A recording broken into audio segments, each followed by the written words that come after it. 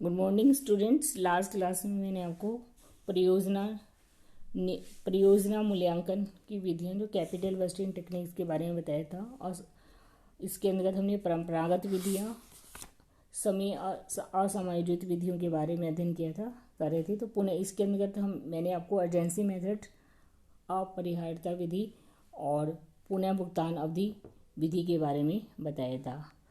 तो आज मैं आपको औसत प्रत्याय दर विधि के बारे में बताऊंगी। ये तीसरी विधि है जिसे जो कि परंपरागत विधि होती है और जिसमें समय का समायोजन नहीं किया, तो समय असमायोजित विधियां भी कहलाती हैं। तो इस विधि के अंतर्गत, इस विधि में जो है, किसी भी परियोजना का मूल्यांकन करने के लिए हम इसको औसत प्रत्याय दर निकाली जाती है, जिसे हम बोलते हैं एवरेज रेट ऑफ रिटर्न। तो इसको हम लेखांकन विधि भी बोलते हैं, क्योंकि इसमें अकाउंटिंग जो हमारे पास प्रॉफिट्स होती हैं उसके आधार पर वित्तीय विवरण विधि भी बोलते हैं। उसके आधार पर हम जो है एवरेज रेट ऑफ रिटर्न, औसत प्रत्याय दर की गणना करते हैं। इसमें जो है नेट प्रॉफिट आफ्टर टैक्स के आधार पर हम औसत प्रत्याय दर की गणना करते हैं। तो इस विधि में समय का समायोजन नहीं किया जाता है, जैसे इसलिए इसे हम असमायोजित प्रत्याय दर विधि भी कहते हैं। ठीक है। इस विधि के अनुसार परियोजनाओं में उस परियोजना को श्रेष्ठ रूप से चुना जाए जिसकी प्रत्याय दर सबसे अधिक हो। किंतु जब एक ही परियोजना के स्वीकार या एक ही परियोजना होती है, तब जो प्रबंध के द्वारा स्वीकार्य न्यूनतम दर होती है उसके आधार पर हम डिसीजन लेते हैं। यदि प्रत्याय दर जो है प्रोजेक्ट की उसके न्यूनतम निर्धारित दर से ज़्यादा है तो हम स्वीकार करते हैं, उसके ज़्यादा या बराबर है अदरवाइज उसको हम रिजेक्ट कर देते हैं। तो इसके अंतर्गत जो प्रत्याय दर है, एवरेज रेट निकालने के लिए हम दो प्रकार से निकाल सकते हैं। एक तो प्रारंभिक विनियोग पर औसत प्रत्याय दर, जिसे average rate of return on initial investment, मतलब इसके अंदर हम जो average annual income after depreciation and tax लेते हैं। पहले जो हमने जो विधि की थी जिसके अंतर्गत पुनः भुगतान अवधि विधि, उसके अंदर हम कैश इनफ्लोज लेते थे, लेकिन इस विधि के अंतर्गत हम कैश इनफ्लो की बजाय क्या लेते हैं, प्रॉफिट आफ्टर टैक्स। ठीक है। तो प्रॉफिट आफ्टर टैक्स लेकर उसको इनिशियल इन्वेस्टमेंट से डिवाइड करके इंटू 100 करके हम एवरेज रेट ऑफ रिटर्न निकाल सकते हैं। उससे प्रत्याय दर, मतलब जो भी हमारी प्रारंभिक विनियोग प्रत्याय दर में जो भी कर के डेप्रिसिएशन और आफ्टर टैक्स के पश्चात जो वार्षिक आय होती है उसको प्रारंभिक विनियोग से अनुपात में लेते हैं। और दूसरा, इसमें यदि औसत के आधार पर भी ले सकते हैं। इसमें इस विधि के अंतर्गत जो शुद्ध जो हम एवरेज रेट ऑफ रिटर्न निकालते हैं उसमें एवरेज लेते हैं, इसमें प्रारंभिक विनियोग के स्थान पर औसत विनियोग लेते हैं। मतलब प्रारंभिक विनियोग में जो सैलवेज वैल्यू है, जो मतलब मशीन की जो ओवरऑल लाइफ के सबसे लास्ट आखिरी साल में निस्तारण वैल्यू, जो सैलवेज वैल्यू, उसको जोड़कर उसको हम जोड़ देते हैं और 2 से भाग करके एवरेज निकाल लेते हैं।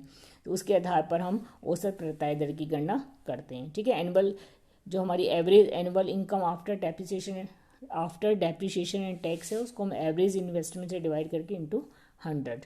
ठीक है। और इसमें कैसे निकालते हैं हम, average investment, initial investment plus scrap value, उसको 2 से भाग दे देते हैं। ठीक है। जैसे कि इस क्वेश्चन को एक उदाहरण के द्वारा हम स्पष्ट कर सकते हैं। एक परियोजना की लागत 1 लाख रुपये और अवशिष्ट मूल्य जो स्क्रैप वैल्यू वो 20,000 है। इसका जीवन काल 5 वर्ष है, लाइफ जो है उसकी 5 वर्ष है, जिसमें ह्रास एवं कर से पूर्व रोकड़ क्रमशः 20,000, 24,000, 28,000, 32,000 और 40,000 है।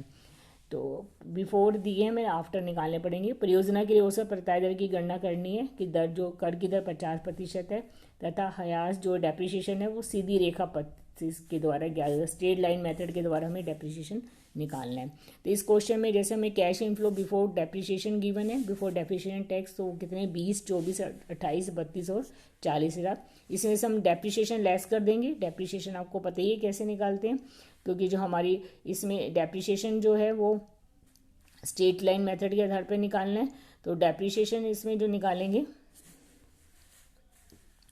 5 साल है। ठीक है। उसकी लाइफ 1 लाख है और सैलवेज वैल्यू जो गिवन है 20,000 है। तो 1 लाख में से जो 20,000 अगर हम घटा देते हैं तो 80,000 आएगा, और 80,000 को अगर हम 5 से डिवाइड करते हैं तो कितना रहेगा, 16,000। तो डेप्रिसिएशन कैसे निकालेंगे, मतलब जितनी भी कॉस्ट है प्रोजेक्ट की 1 lakh minus cost of project minus scrap value divide by life of the project.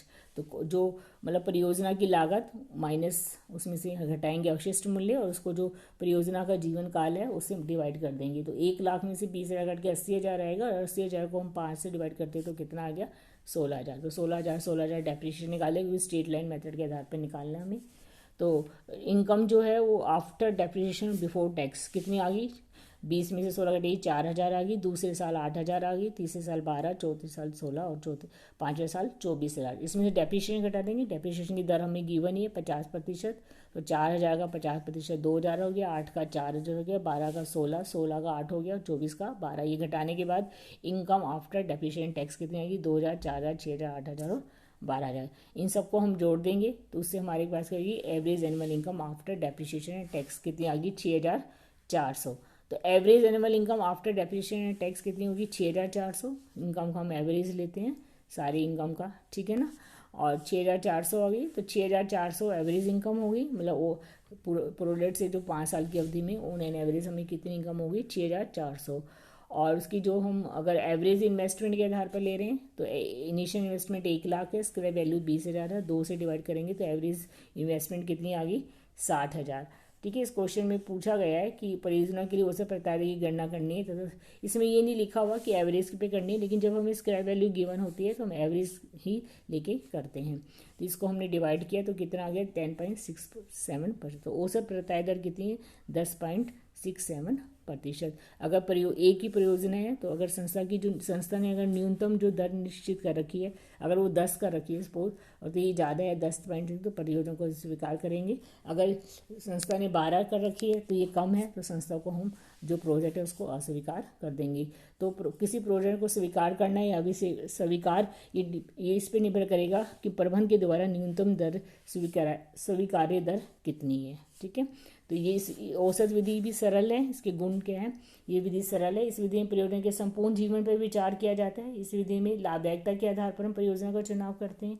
इसमें हाश की राशि घटाकर शुद्ध आय की गणना की जाती है, जो सिद्धांतिक रूप से उचित भी है। और इस विधि को क्योंकि डेप्रिसिएशन जो है वो हमारी लागत मानी जाती है, उसके आधार पर बाद ही प्रॉफिट निकाला जाता है और पूंजी का सर्वोत्तम उपयोग किया जा सकता है इस विधि के अनुसार।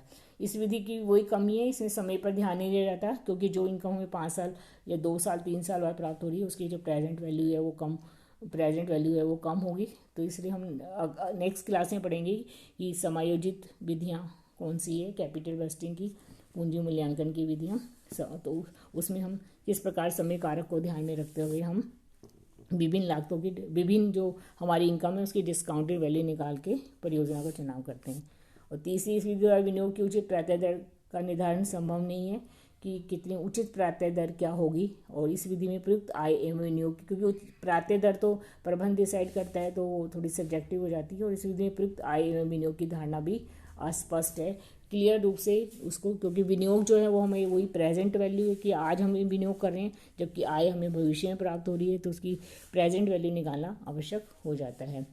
तो इसलिए हम जो है समय समायोजित विधियों को प्रयोग में लाते हैं, जिसको हम नेक्स्ट क्लास में हम पढ़ेंगे कि समय समायोजित विधियाँ कौन सी होती है। समायोजित विधियाँ जिसका हम अध्ययन करेंगे, जिसमें समय को ध्यान में रखते हुए हम विभिन्न जो है परियोजनाओं का मूल्यांकन करते हैं, जिसे समय समायोजित प्रत्याय दर विधियाँ बोलते हैं।